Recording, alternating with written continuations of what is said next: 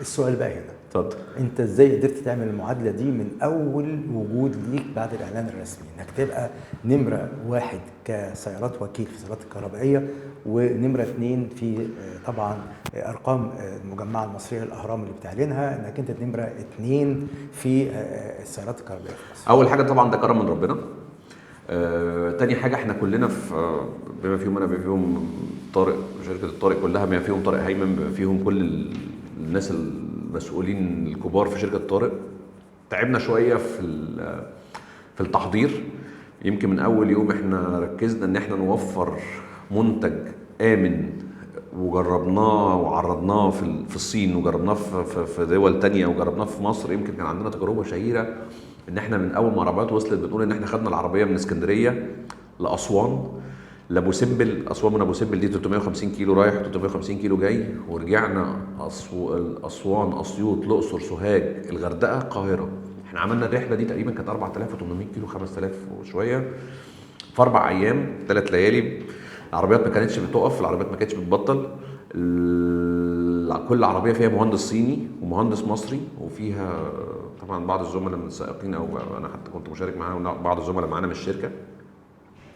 وكلنا جربنا العربيات، وكان في الصندوق الاسود زي بتاع الطيارات الموصل بالكمبيوتر بتاع العربيه عشان يقدر يكشف الاحتراق والتراب نقاء البنزين، اللي هو اكيد مش زي القاهره، او مش يعني في محطات انا ما كنتش متخيل ان احنا نلاقي فيها بنزين اصلا في الرحله دي.